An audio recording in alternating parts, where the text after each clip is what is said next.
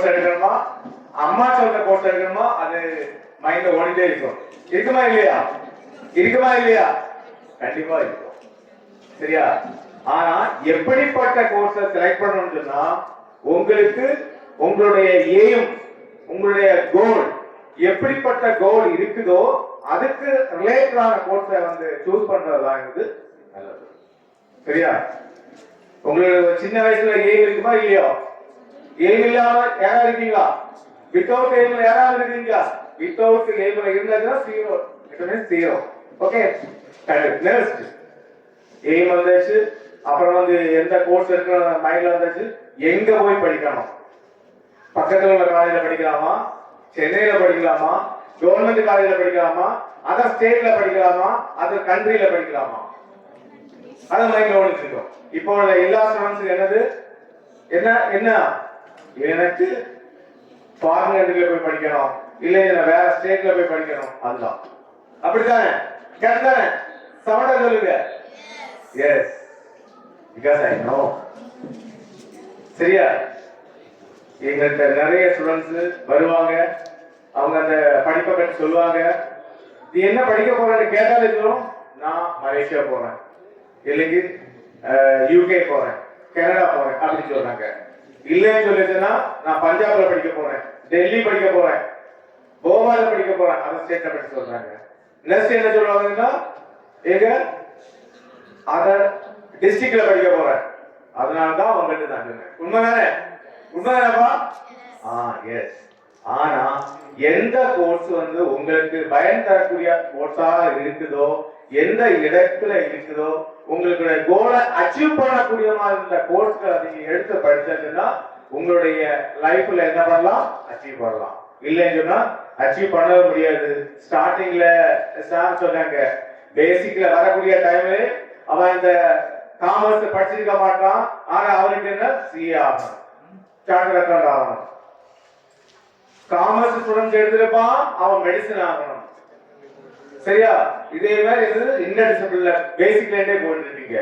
அப்படி எல்லாம் கூடாது, எடுக்கக்கூடவே கூடாது. அதே மாதிரி அது என்ன பிரச்சனை ஆகுதுன்னா, மல்டி டிசிப்ளினரி கோர்ஸ்ல நீ படிச்சு போகக்கூடிய டைம்ல எப்போ கவர்மெண்ட் அப்பாயின்மெண்ட் போறியோ அந்த டைம்ல என்ன ஆகும்? இன்டர் டிசிப்ளின் அதை பிடிப்பாங்க. சோ நீங்க படிக்கக்கூடிய வழி யூஜி ஆனாலும் சரி, பிஜி ஆனாலும் சரி, எம்பில் ஆனாலும் சரி, பிஹெச்டி ஆனாலும் சரி, ஒரே டிசிப்ளின்ல போயிட்டுனா உனக்கு வந்து ஒரு கவர்மெண்ட் அப்பாயின்மெண்ட் போகக்கூடிய டைம்ல உனக்கு கண்டிப்பா என்ன ஆகும்? உனக்கு கண்டிப்பா ஜாப் அடிக்க எந்த பிரச்சனையும் இருக்கக்கூடாது, இருக்காது. சரியா? இப்போ அதே மாதிரி எக்ஸாம்பிள் சொல்ல போச்சுன்னா, ஒரு லாஸ்ட் ஒரு 3 இயர்ஸ்க்கு முன்னால ஒரு ஸ்டூடெண்ட் வந்திருந்தாங்க. அவங்களுக்கு என்ன படிக்கணும்னா பிஎட் படிக்கணும். அவன் என்ன படிச்சிருக்காங்கன்னா பிகாம்ல வந்து பிகாம் கார்ப்பரேட் செக்ரட்டரிஷிப், அப்புறம் எம்காம் கார்ப்பரேட் செக்ரட்டரிஷிப். அவன் படிக்க என்ன வேணும்? அவனுக்கு பிஎட் படிக்கணும். பிகாம் எம்காம் தான் முடிச்சா என்ன பண்ண முடியும்? பிஎட் படிக்க முடியும். ஆனா அவன் எடுத்தது என்னன்னா கார்ப்பரேட் செக்ரட்டரிஷிப். அவன் பார்க்கலாம் என்னது, அதுக்கு எலிஜிபிலிட்டி வாங்கணும். அதே மாதிரி கிராஸ் மேஜர் ஆகக்கூடிய டைம்ல உனக்கு நெக்ஸ்ட் ஃபர்தர் ஹையர் எஜுகேஷன் போகக்கூடிய டைம்ல உனக்கு ரொம்ப டிஃபிகல்ட்டி ஆகும். அதனால பேசிக்ல இருந்து நீ ஸ்டார்டிங்ல இருந்து என்ன கோர்ஸ் கரெக்டா எடுத்துக்கியோ, உன்னுடைய கோலை அச்சீவ் பண்ணிய மாதிரி கோர்ஸ் எடுத்தாச்சுன்னா ஈஸியா வந்து அச்சீவ் பண்ணி போகலாம். அப்புறம் வந்து என்னன்னு சொன்னா, எல்லாருக்கும் ஐயோ எனக்கு எப்படியாவது ஒரு பெரிய பொசிஷன்ல வரணும், அப்படி ஆகணும் எல்லாம் இருக்கும். அதுல நான் ABCD என்கிறது நான் பிரிக்கிறேன். ஏ சொன்னா பணம், எனக்கு பணம் தான் தேவை, வேற எதுவும் தேவையில்லை. அது யாரெல்லாம் இருக்கு கையில் வச்சுக்கா? யாருக்கெல்லாம் பணம் தான் முக்கியம்? ஹேண்ட்ஸப். யாருக்கெல்லாம் பணம் தான் முக்கியம்? யாருக்கும் பணம் தேவையில்லையா? யாருக்கும் பணம் தேவையில்லையா? பணமே தேவையில்லையா? மணி இல்லாம hands up. Only students, not parents, only students. ஐயோ வெரி குட்.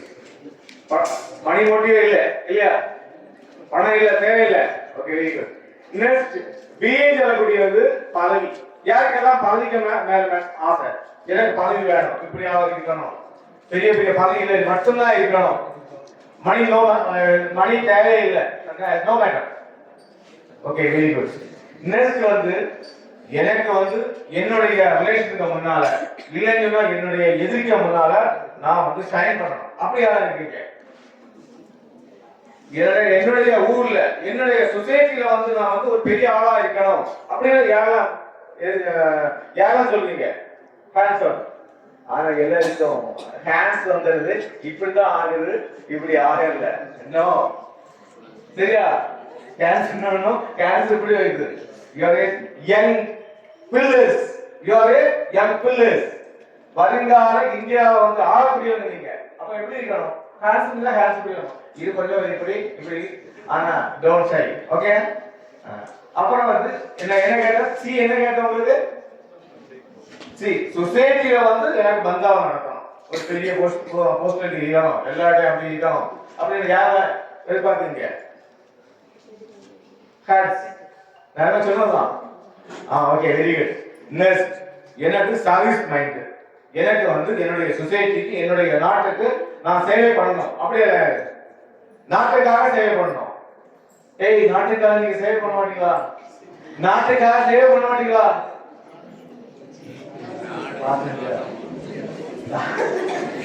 இப்படிப்பட்ட சிச்சுவேஷன்ல போயிட்டு இருக்கு. சரியா? நம்முடைய நாடு தெரியலையா? 1946 இருந்து நம்ம சுதந்திரம் கிடைச்சது. அதுக்கு முன்னால நாடு ஏறிட்டு இருந்து, வெள்ளைக்காரன் இருந்து. அது எப்படி எடுத்தாங்க நம்முடைய முன்னோர்கள்? அதை நீங்க நினைச்சு பாருங்க. அப்ப எவ்வளவு கஷ்டப்பட்டு நமக்கு சுதந்திரம் கிடைச்சிருக்கும். அந்த நாட்டுக்காக சேவை பண்ணணும் ஒரு மனப்பான்மை கிடையாதுமா? ஆசை இல்லையா? எல்லாம் எனக்கு வேணும். இதே மாதிரி நான் ABCD எல்லாம் பணமும் வேணும், புகழும் வேணும், சொசைட்டிலே இருக்கணும், அப்புறம் வந்து நாட்டுக்கு சேவை செய்யணும். அப்படிப்பட்ட யாரெல்லாம் எல்லாம் எல்லாம் வேணும், எனக்கு எல்லாம் வேணும்.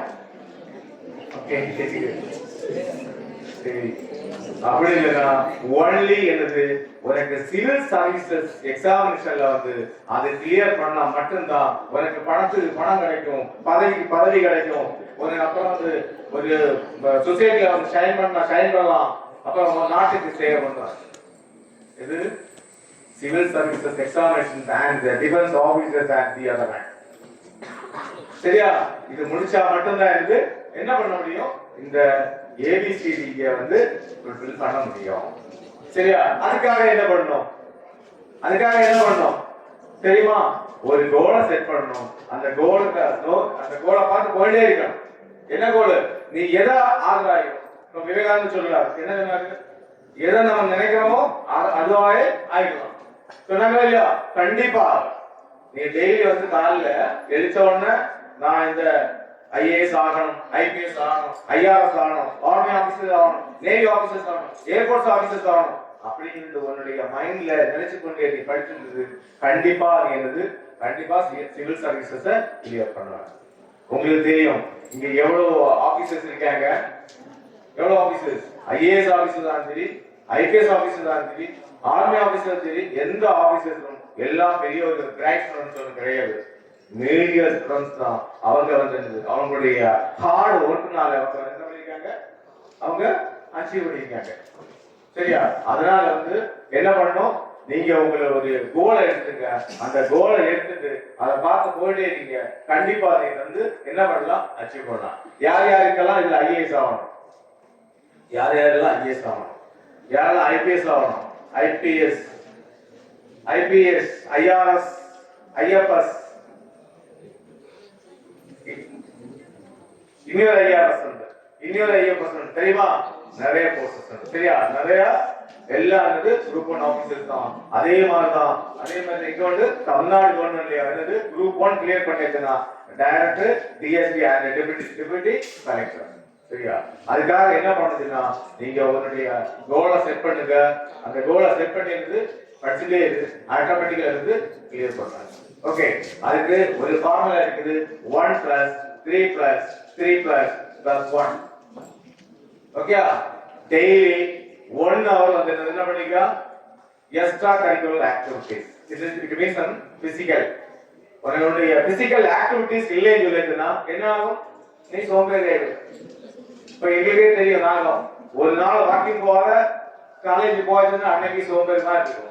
ஒரு நாள் வாக்கிங் போயாச்சு, அந்த எக்ஸசைஸ் எல்லாம் பண்ணிட்டு போயாச்சு என்ன ஆகும், நல்ல ஒரு ஏதோ ஒரு எனர்ஜி கிடைச்ச மாதிரி இருக்கும். அதே மாதிரிதான் ஸ்டூடெண்ட்ஸுக்கும் நீங்க வந்து அந்த ஒரு மணிக்கூர் காலைல மொபைலே கூடயோ இல்லைன்னா வாட்ஸ்அப்லயோ ஃபேஸ்புக்லயோ இல்லைன்னா வேற எதுலையும் வேஸ்ட் பண்ண காட்டிலும் நீ அந்த 1 hour இருக்கு உன்னுடைய உடம்புக்காக சாரி எக்ஸசைஸ் பண்ணிக்க இல்லைன்னா அதர் ஆக்டிவிட்டிஸ் யோகா இருக்கு நிறைய ஆக்டிவிட்டிஸ் எக்ஸ்ட்ரா கரிக்குலர் ஆக்டிவிட்டிஸ் இருக்குது அந்த ஆக்டிவிட்டிஸை பண்ணிக்க 1 plus வந்து நெக்ஸ்ட் என்ன 1 plus 3 plus 3 plus 8 plus 1 okay அப்ப 3 hours என்ன பண்ணணும் 3 hours reading minimum ஒரு 4 papers ஆக ரீட் பண்ணணும் மினிமம் உன்னுடைய சப்ஜெக்ட் ரிலேட்டட் நெக்ஸ்ட் அது இல்லாம என்னது நியூஸ் பேப்பர்ஸ் எல்லாம் ரீட் பண்ணணும் இப்போ அந்த ரீடிங் ஹேபிட் யாருக்கும் கிடையாது எதுக்கு கேட்டா என்ன பண்ணுவாங்க உடம்பு போன் எடுத்துருவாங்க எப்ப அந்த போன் வந்தோ அதுக்கப்புறம் என்னது ரீடிங் ஹேபிட் மொத்தத்துக்கு போச்சு அதனால என்ன ரீடிங் அப்புறம் 3 hours என்ன பண்ணணும் ஸ்லீப்பிங்கா யாருக்கெல்லாம் sleeping next 3 hours 3 hours writing ஆச்சு ரீடிங் ஆச்சு next writing okay 3 hours writing பண்ணணும் யாராவது ரைட்டிங் ஹேபிட்ஸ் இருக்கா இப்போ ரைட்டிங் ஹேபிட்ஸ் கிடையாது கண்டிப்பா இருந்து ரைட் பண்ணணும் ரைட் பண்ணா இருந்து அதனுடைய நாலேஜ் டெவலப் ஆகும் மினிமம் 3 or 4 பேப்பர்ஸ் மினிமம் சொல்றேன் நெக்ஸ்ட் லாஸ்ட் 1 hour வாட் உன்னுடைய என்னெல்லாம் இருக்கோ அதெல்லாம் ரிவைஸ் பண்ணிக்க அண்ட் ஆல்சோ உன்னுடைய என்ன கோல் இருக்குதோ அந்த கோலை பத்தி எழுது அந்த கோலுக்கு ரிலேட்டடான கொஸ்டின்ஸை தேடி அதை ஒர்க் அவுட் பண்ணு அப்ப question papers work out question papers ஒரு previous question papers model question papers எவ்வளவு கொஸ்டின் பேப்பர்ஸ் இருக்குதோ அந்த கொஸ்டின் பேப்பர்ஸை டெய்லி 1 hour ஒர்க் அவுட் பண்ணிடணும் எக்ஸாம்பிள் இப்போ நான்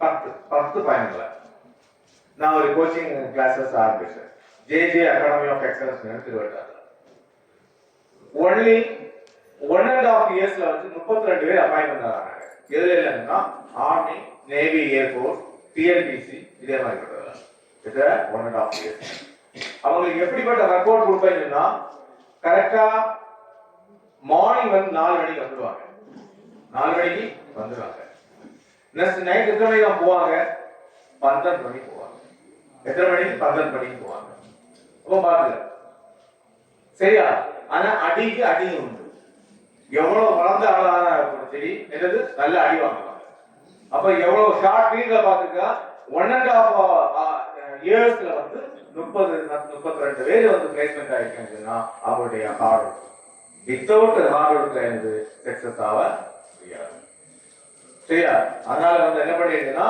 உன்னுடைய கோலை செட் பண்ணிட்டு போயிட்டே இருந்து கண்டிப்பா என்ன பண்ணுவேன் அச்சீவ் பண்ணுவேன் அது ஒரு எக்ஸாம்பிள் தான் நான் என்ன நினைச்சேனோ இதுவரை அதை நான் அச்சீவ் பண்ணிட்டேன் இனியும் அச்சீவ் பண்ணிட்டு இருப்பேன்னு நினைக்கிறேன் அச்சீவ் பண்ணணும் இனியும் ஓகே அது பேலன்ஸ் இருக்குது ஆனா நான் சின்ன வயசுல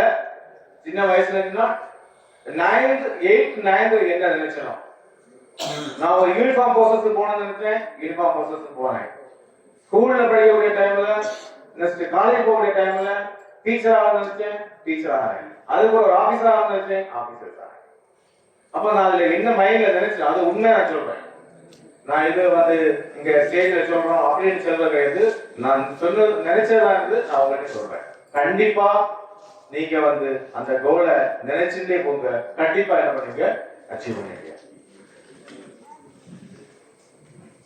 நெக்ஸ்ட் அந்த சில கோர்சஸ் பத்தி வந்து மேம் பேசிட்டு இருந்தாங்க இப்போ மேபி அந்த engineering courses and science courses எல்லாம் அவங்க மேபி கம்ப்ளீட் பண்ணிட்டாங்க நெக்ஸ்ட் ஆர்ட்ஸ்ல போனீங்கன்னா ஆர்ட்ஸ்ல நிறைய கோர்சஸ் இருக்குது உங்களுக்கு தெரியும் பிஏ தமிழ் இருக்குது BA Tamil BA English BA Tamil teacher ஆகலாம் டிரான்ஸ்லேட்டர் ஆகலாம் கண்டென்ட் ரைட்டிங் ஆகலாம் இதே மாதிரி ஆகலாம் same like this BA English also next BA public administration இப்போ இங்கதான் பிஏ பப்ளிக் அட்மினிஸ்ட்ரேஷன் ஒரு வேல்யூ உடையது டெல்லி சைடு எல்லாம் போச்சுன்னா டெல்லி பாம்பே அண்ட் கல்கத்தா இப்படிப்பட்ட இடத்துல போச்சுன்னா பப்பாடு சொல்லுவாங்க பப்ளிக் அட்மினிஸ்ட்ரேஷனை பப்பாடு சொல்லுவாங்க யாரெல்லாம் சிவில் சர்வீசஸ் எக்ஸாமினேஷனுக்கு எல்லாம் ப்ரிப்பேர் பண்றாங்களோ அவங்க என்ன பண்ணுவாங்க இந்த பப்பாடு கோர்சஸ் பத்தி எடுப்பாங்க BA public administration okay next BA criminology BA Police Administration, BA Journalism, BA History and Tourism.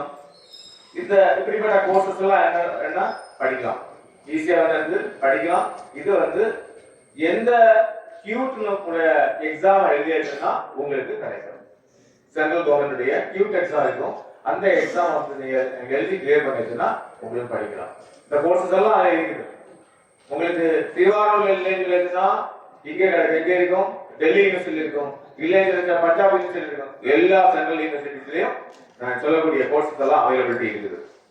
அதே மாதிரி BCom, BCom corporate secretaryship, BCom honours, BCom finance, அதே மாதிரி பிகாம்லயும் நிறைய கோர்சஸ் இருக்குது. அந்த பிகாம் படிச்சுட்டு 55% இருந்தாச்சுன்னா உனக்கு அந்த டைரக்டர் சிஏ பண்ணலாம். டைரக்டர்னா நீங்க ஃபவுண்டேஷன் +2 முடிச்சோன்னா ஃபவுண்டேஷன் கோர்ஸ், நெக்ஸ்ட் இன்டர்மீடியட் போனதுன்னா உனக்கு அந்த ஃபவுண்டேஷன் கோர்ஸ் கம்ப்ளீட் பண்ணாம உனக்கு பிகாம்ல 55% மார்க் இருந்தாச்சு உனக்கு செகண்ட் போயிடலாம், இன்னும் இன்டர்மீடியட் போயிடலாம். நெக்ஸ்ட் சிஏக்கு 2 year practice, next final year 1 year, அதுல 6 பேப்பர்ஸ் கிளியர் பண்ணணும். கம்ப்ளீட் பண்ணியாச்சுன்னா சிஏ கம்ப்ளீட் பண்ணிடணும். நெக்ஸ்ட் பிபிஏ ஏவியேஷன் மேனேஜ், இதே மாதிரிப்பட்ட கோர்சஸ் வந்து ஆர்ட்ஸ்ல இருக்குது. அப்புறம் பிஎஸ்சி நியூட்ரிஷன் அண்ட் டயட்டிக்ஸ், ஹாஸ்பிட்டல்ல இந்த வேகன்சி நிறைய இருக்கும். BSc computer science, BSc data science, BSc artificial intelligence, BCA. Next BSc physical education, அந்த கோர்சஸும் இருக்குது. பிபிஎட் இருக்குது. Geology, BSc geology, BSc oceanography, cyber security. அதே போல இங்க இருக்கு, எங்கன்னா இந்த டெல்லி யூனிவர்சிட்டியில ஒரு கோர்சஸ் இருக்குது. என்ன யூனிவர்சிட்டி சொன்னா கொஞ்சம் அப்புறம் சொல்லி வரேன். அந்த யூனிவர்சிட்டியில வந்து ஒன்லி 7 கோர்சஸ் தான் இருக்குது. 7 கோர்சஸ்ல வந்து சைபர் செக்யூரிட்டி, அப்புறம் வந்து கிரிமினாலஜி, போலீஸ் அட்மினிஸ்ட்ரேஷன்,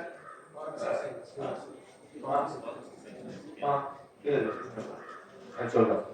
அப்புறம் வந்து எம்பிஏ ஃப்ராட் இன்வெஸ்டிகேஷன். இந்த ஃப்ராட் எல்லாம் போடுவாங்க இல்லையா, எவ்வளவு ஃப்ராட், அந்த ஃப்ராட் இன்வெஸ்டிகேஷன் பண்ணதுக்காக எம்பிஏ இன்ஜினியரிங் கோர்ஸ் இருக்குது. அது சென்ட்ரல் யூனிவர்சிட்டி தான். இப்ப லாஸ்ட் 2020 அந்த யூனிவர்சிட்டி கொண்டாங்க. அதுல நிறைய வேகன்சி இருக்குது, நிறைய வேகன்சி இருக்குது. சரியா, அதெல்லாம் இன்னும் அதே தான் ரன் ஆகும். அதே மாதிரிப்பட்ட யூனிவர்சிட்டிஸ் வந்து சூஸ் பண்ணிக்க நிறைய எடுக்கிறதே கிடையாது. நம்ம இந்தியாவில இருந்து அப்ளை பண்ணவே இல்லை, நிறைய அப்ளை பண்ணல. லாஸ்ட் டைம்ல இந்தியாவில நம்ம தமிழ்நாடுல இருந்து அப்ளை பண்ணவே கிடையாது. நம்ம மக்களுக்கு வந்து அவேர்னஸ் ரொம்ப குறைவு. மேக்ஸிமம் நார்த் இந்தியன்ஸ் வந்து என்ன பண்றாங்கன்னா அந்த கோர்சஸ் எடுக்கிறாங்க. அதே மாதிரி தான் சைபர் செக்யூரிட்டி எல்லாம், அந்த சைபர் செக்யூரிட்டிஸ் எல்லாம் இங்கே இருக்கவே கிடையாது. நார்த்ல பார்த்து அதான் ஃபுல் டிமாண்ட்.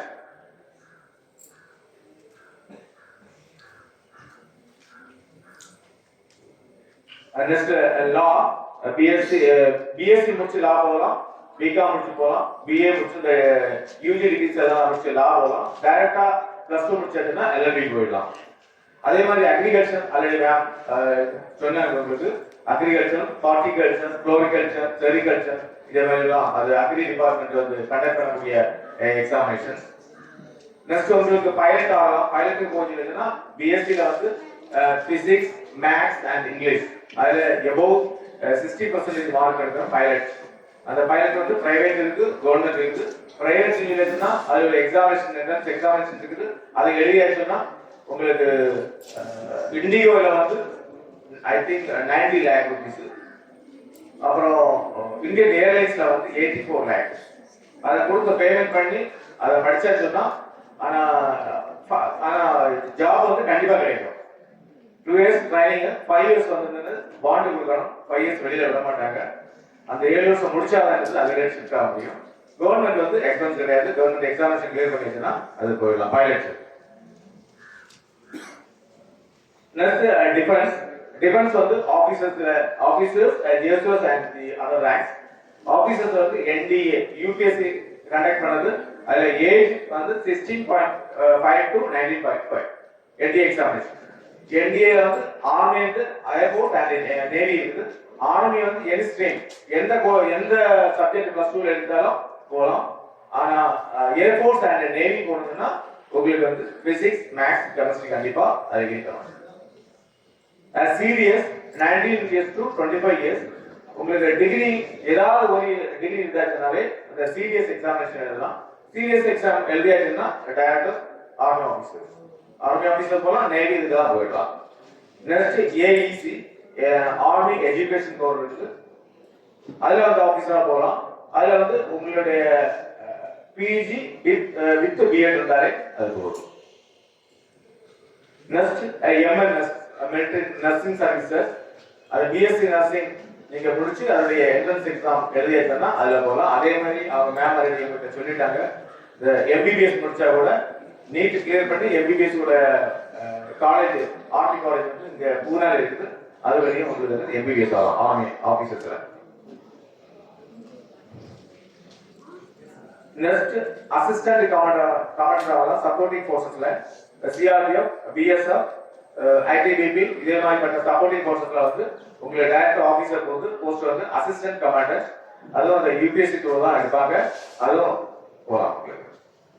நெக்ஸ்ட் ஜேசிஓ டிஃபென்ஸ்ல வந்து ஜேசிஓ வந்து இருக்குன்னா ரிலீஜியஸ் டீச்சர், அவங்கள வந்து டைரக்டா என்ரோல்மெண்ட் பண்ணுவாங்க.